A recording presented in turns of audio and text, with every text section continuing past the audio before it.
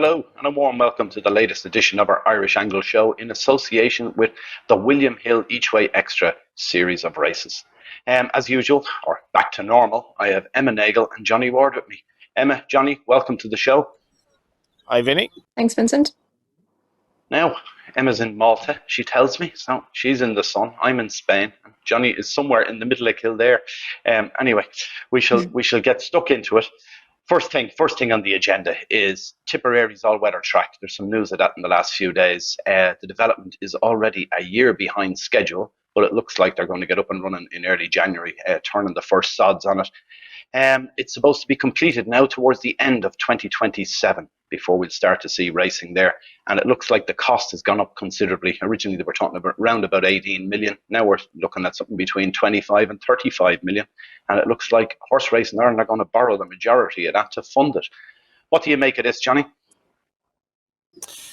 Yeah, I've reservations around this in the first place. I think there's too much racing in Ireland at the moment. I don't think we need another all-weather track. And I feel the more meetings we have that are effectively industry meetings makes the game less and less attractive for people to get involved in the first place. But I suppose maybe there's an argument the horse population needs it. HRI wants to have more fixtures, and it wants this to happen. The prize money at Dundalk is poor. Prize money across Ireland is poor. Whether Tipperary or whether is the answer, but I suppose the more positive I would have said as it was done at a time when prices hadn't absolutely skyrocketed, and it was done at a reasonable cost. And the problem with the development now with inflation is that anything costs an insane amount of money. And I suppose it's almost inevitable that HRI doesn't have the money to do this at the moment, and does need to, I suppose, get some money in from outside sources. I'd be sceptical as to whether it can happen in the time frame, Vinny. I don't know what you think now, but when things start getting delayed, and you have seems to be a little bit kind of maybe sheepish about the money involved. I wouldn't be surprised if this was sort of delayed a bit further. But I've never been a fan of the idea of another all-weather track in Ireland, or certainly not more. A load of new industry fixtures. Tipperary is not going to attract a crowd for all-weather races, and the more industry meets you have in Ireland, for me, the more it's like, what's the point of racing if there's going to be nobody there? So you might as well just have lesser tracks then, if it's catering for an outside audience. So I'd be slightly worried by this development for Tipperary. Yeah, particularly you talk about Dundalk there. That was done with private money. So if it went belly up or something went wrong, that's their problem. It's not the industry's problem as such. Whereas if this does go wrong in some way, or something happens, like let's say for argument's sake we got foot and mouth or whatever happened, and there was no racing for 6 months, 9 months, whatever it might be, Horse Racing Ireland are still going to be paying back the debt on that development. So that's an issue for it. What do you make of it, Emma? Yeah, I have mixed feelings about it, I suppose. Like you said, the fact that they're borrowing the money would make you a bit worried, because it kind of just means the project has to be a success. The need for more all-weather racing, I mean, look, I can see the point that it's going to be a lot more accessible to trainers down south, because, travelling to Dundalk obviously is a big costly, and time takes up a lot of time if you're travelling from somewhere in Cork or anywhere down south to go to Dundalk. It's a big day out, I suppose. But you could run racing in Dundalk 5 days a week, 6 days a week, 7 days a week. Is there much need to build another all-weather track, considering it's not?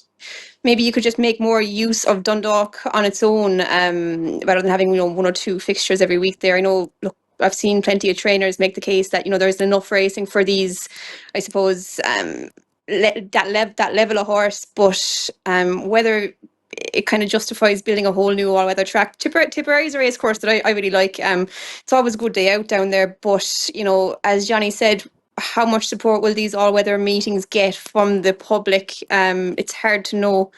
And yeah, just the fact that the costs are rising for it, and the fact they're borrowing the money, it makes it seem quite risky. Yeah, I'd have thought the same. Anyway, we'll move on. We've loads of things to go through here. Maureen Haggas, she came out with some statement last week about Zach Purton's ride on, what was the name of the horse? Lake Forest, which ran in Australia, finished last in a Group 1 race. And she was saying things like the worst ride she'd ever seen in her life, and absolutely appalled by it and everything else. Then Zach Purton came back. He was on different shows talking about it and saying it was a bit of a storm in a teacup and everything else. And then Maureen Haggas is back again, and she did rein back a little bit on what she'd said, because she'd mentioned James McDonnell in the first one. She said no, he was totally innocent of anything. She shouldn't have mentioned him at all, but she still seems a little bit upset by the ride that her horse got. What did you make of that, Johnny? I suppose it's very rare that you'd see something like this, and I'd say she said more than in this debate than her dad nearly said in his entire life about anything. So it's kind of funny that the apple falls a long way from the tree at times. I don't know. I thought it was very entertaining, but I'm not sure. I'm not sure it was very edifying in some respects. Like, you know, it's something that doesn't happen very often. I think in racing there's a good understanding in racing that, you know, you don't burn bridges, and you know, if you have an issue with something private, the Aidan O'Brien, and this was a storm in the teacup, but the Aidan O'Brien John Gosling stuff is extraordinary this year. I wasn't expecting it at all.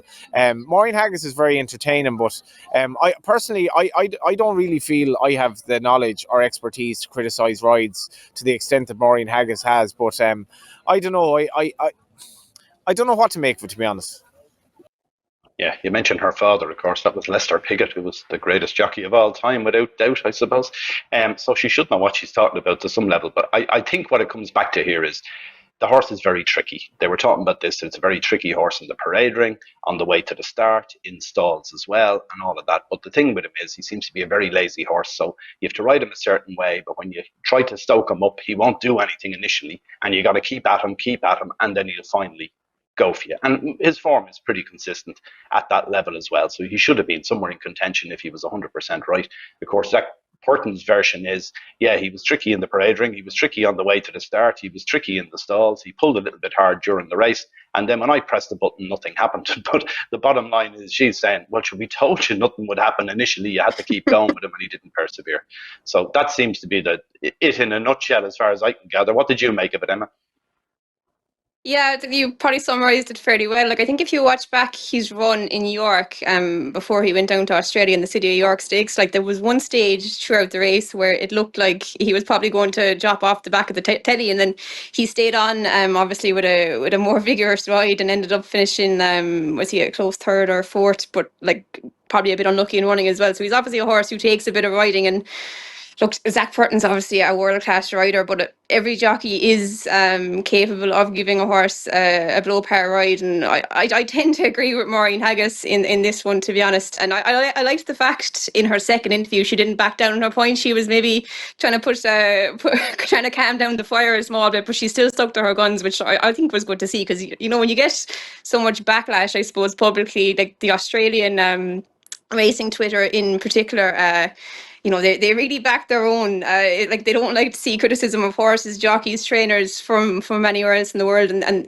she was really gone for in the Australian media. And Zach Purton's comments were, you know, kind of added a bit more entertainment value to it. And like, I don't know, I thought the way he kind of said about he didn't have time to watch back the race because he was watching himself winning the 20 million Everest, maybe kind of justified her point a small bit. Did it make it, to me, it made it seem like he didn't really care as much about that race, considering he had won the big race on the day, which, you know, for me kind of made it feel like Maureen Haggas was even more right than she was. But it was entertaining. It was good to see the back and forth between them as well. You don't see it too often. Like Johnny said, we got it with Aidan O'Brien and John Gosling as well this year, and probably something that's no harm to see in racing as well, because it definitely adds entertainment value. You can only imagine what the conversations around the dinner table in the Haggis family are like, because you'd William Haggis was out only a week earlier talking about Oisin Murphy riding with professional fouls, where he's deliberately stopping others from winning. And then, of course, Maureen was out earlier in the summer there about the Shergar Cup, saying she wasn't happy with the riders that were being used in that. They were too inexperienced as well. So if that's what they're coming out with public, what are they saying behind closed doors is the other side of it. Anyway, we'll move on. Another little bit of a controversy from the last week is AK Betts, who we know from this site. And there was a few problems with one of his punters. A punter placed two bets, only 20 quid on each of them, on American football. And it turns out, according to AK Betts anyway, that those prices were outdated when your man placed the bets. And he's therefore closed this guy's account. So we've seen it on social media. It's all over. There's all sorts of debate about it and everything else. Now, I don't know what you two think of it, but I think this is an AK Betts problem rather than the punter's problem. the punter didn't necessarily do anything wrong. He took prices that seemed to be available, which, according to AK, were outdated. It looks like they may have been outdated by as long as about 48 hours by the sound of it, because of different players. It was on players to score touchdowns or whatever, and there were some players weren't playing, so therefore those ones shouldn't have been the price and everything else. But it seems a bit drastic to me to close a guy's account after 2 bets like that. What do you make of it, Johnny?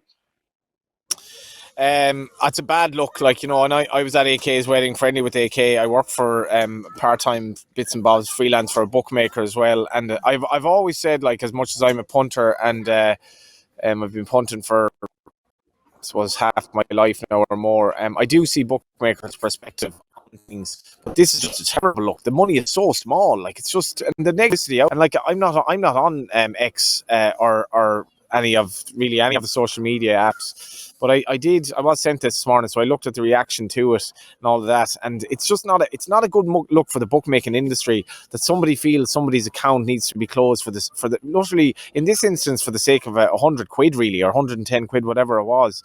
The money is so small, and I know, you know, bookmakers have basically stopped laying bets on horse racing markets earlier in the day, and I was just thinking of this lately, like the thought of nearly going into a betting shop now and having a good bet on a horse, which was the whole point really of it, is practically gone. Like, it's gone so bad, like, and I suppose on the one level the bookmakers aren't laying those you know, crazy bets to people who shouldn't have been betting the amounts that they were and making a lot of money off a small number of individuals. That's kind of gone, and that's a good thing that that's gone. But like, we got into the stage where you can't lay a fella on an NFL market to win 110 quid. And somebody was on to me this morning who bets with AK, and he says sometimes, you know, it will go to the trader, and I have no issue with that. And if I set up a bookmaker, and I have friends who have set up bookmakers, I'm sure they would have issues with people who are probably going to win a small amount of money and aren't long-term losers.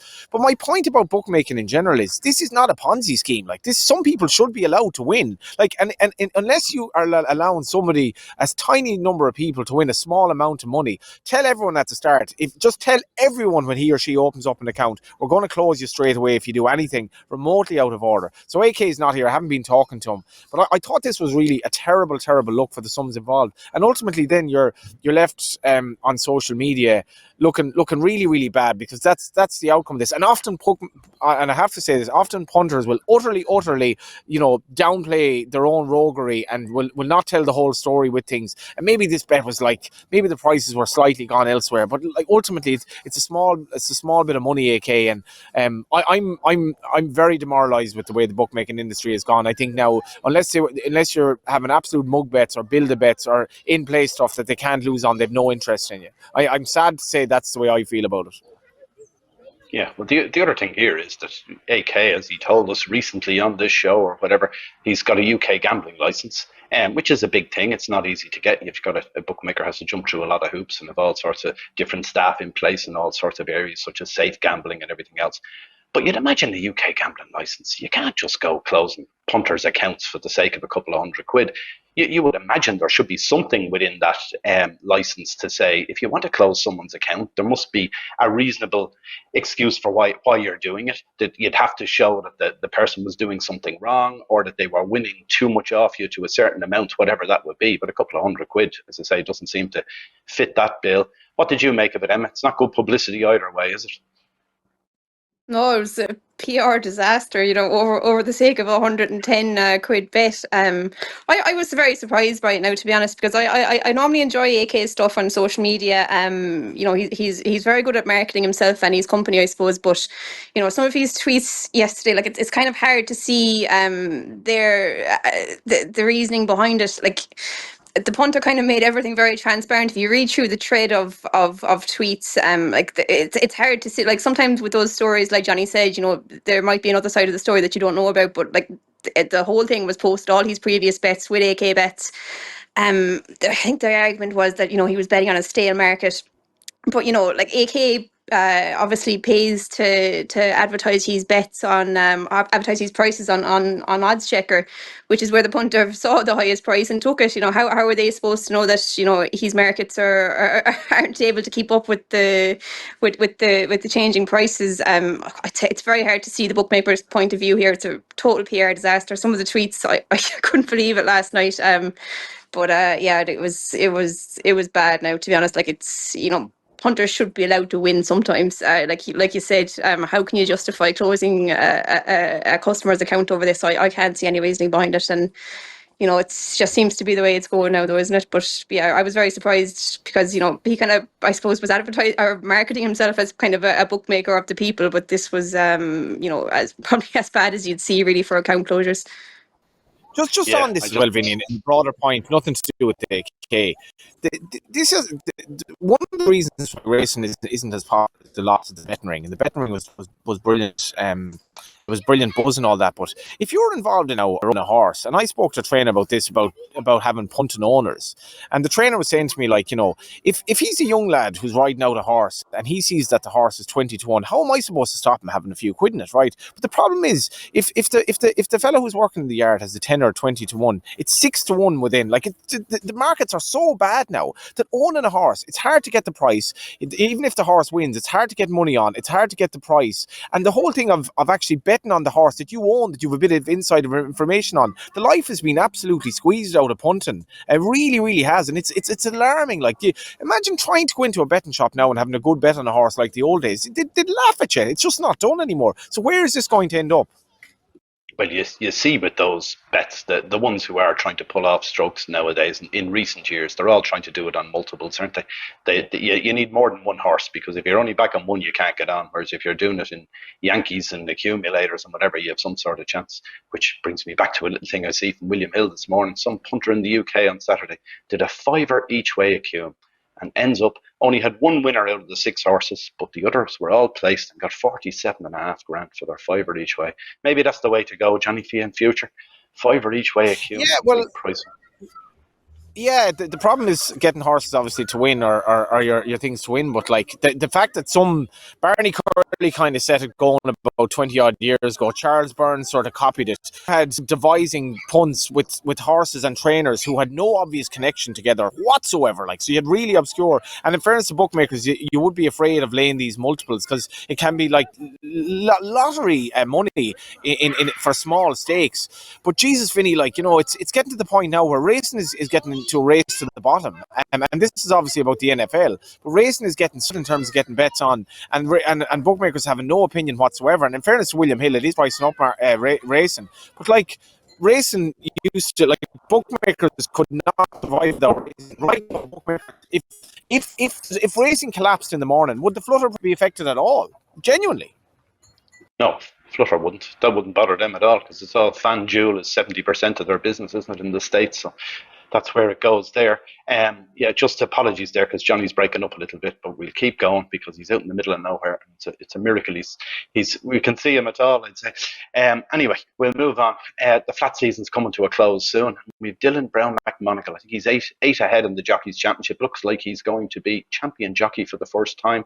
I suppose it's somewhat to do with the fact that Colin Keane has been riding for Juddmonte in the UK. He's ridden 18 winners in the UK this season so far, so he's only 8 behind in Ireland. If he didn't go, he'd probably be a few ahead, but that's the way it sits. What do you make of it, Emmett? Be a good champion jockey, Dylan Brown McMonagle. He's a young guy going places, isn't he?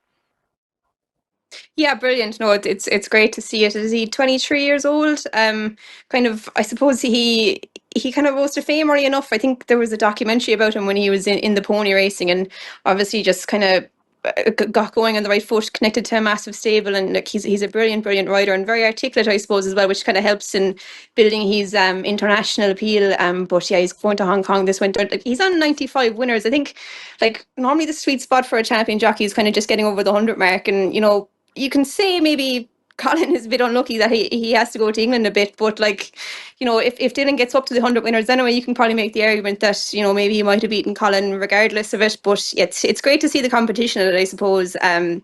Two brilliant riders. We've got some really high quality riders in Ireland, and Dylan's kind of one that's on the up, and one that you could imagine like could get massive international rise as well down the line, because he's really marketing himself very well, and just a brilliant rider. It was a pity to see he won't be riding at Rifa in Australia. I think there's an Australian jockey going to ride him down there. Obviously Australian bloodstock own him, so they probably make that decision. But yeah, it's great to see it. He's a brilliant rider. Yeah, and of course, Colin Keane, he had to take the job, as we've discussed before, to go with Juddmonte, and it looks like Fields of Gold is going to be back next year as well, so he'll have that to look forward to next year as well. So I don't think he'd be too bothered that he's lost the championship somehow. Anyway, it's nice to see a new face on it. I think he has to be riding in good races, and he's done it before. Like, for Colin's perspective, this is disappointing, but he's not going to lose sleep over it, and he's losing to a very, very good rider. You got to be races. Yeah, another thing just to look at there is I see the Apprentice title, as we before, is wide open, so that'll go right down to the wire on the last day of the season in the Curragh. The other thing is, of course, Aidan O'Brien is going to be perennial champion again and again every year. But anyway, he is the best around, I suppose, and he's already, see, last weekend he's after notching up 25 Group 1 wins this season. His record goes back to 2017, I think it is. He had 28, so he needs 3 more before the end of the season. And of course, we've got the likes of the Breeders' Cup coming up, and we've also got, there's a big day in Hong Kong before the end of the year, which in December, I think, with 4 Group 1s that day, never mind what he might do elsewhere over the next few months. But one thing I do notice there, just worth a chat maybe, is I see in Ireland, between Aidan and Joseph this season, they've won 11 million in prize money. If you take it that 11 million, 60% of it is government money, so it's taxpayers' money, is 60% of the money that those two stables have won. I look back at last season in the jumps, and Willie and Gordon won 10 million in prize money in Ireland, which equates to another 6 million or so of direct government funding. So between the two of them, or between the 4 stables in the 2 codes, they in the last year have won about 14.5% of all the government funding that comes into the country has gone to those 4 yards. That equates to the same amount of money that they're putting into the IHRB to regulate the sport. It seems like a lot of money. What do you make of that, Johnny? Is it too much going to those 4 yards as such in prize money? Yeah, I don't have an issue with certain trainers winning more of the money. It's the owners are hemorrhaging money, and basically the prize money in Ireland is probably quite egalitarian in the way that it's set up. But my problem with prize money is I don't see how it's going to get better. Betting shops are closing, bookmakers are running away from racing, and I don't see the government actually going any further than it is at the moment. So I think we have a problem with prize money in Ireland that's going to get worse before it gets better, Vinny. You could be right. And just on that success of Aidan O'Brien heading for 28 Group 1s in a season, or to equal his record, what do you make of that, Emma? Does it feel like he's had one of his best years ever? It definitely feels like maybe one of his best 2-year-old crops that I can remember anyway. Like, to win 3 Group 1s with 3 colts over the weekend was fairly astonishing. Like, he's cropper, I suppose, colts in particular, but there's a few very good fillies there as well. Like, there's kind of any amount of classic contenders that you can pick out from them.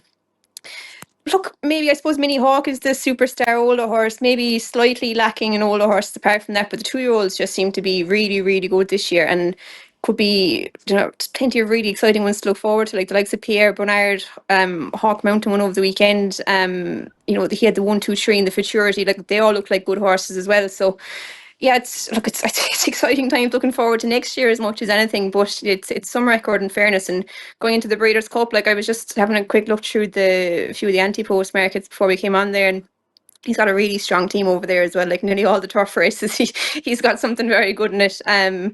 And yeah, it'll be interesting to see. Like, I really enjoyed the Breeders' Cup, and Mini Hawk, the fact that she's going to go for the Breeders' Cup turf rather than the fillies and mares, I think is a really interesting move. Kind of just speaks to how highly they think of her, and I suppose justified after her ARC performance as well. But it's definitely something to look forward to. But yeah, look, I wouldn't be surprised at all looking at the opportunity he has in America, and like you mentioned, Hong Kong, and I don't know, is there a few Group 1s in Saudi and places like that as well? So I'd say I definitely wouldn't be shocked if he bested his record. And yeah, it's been a great year.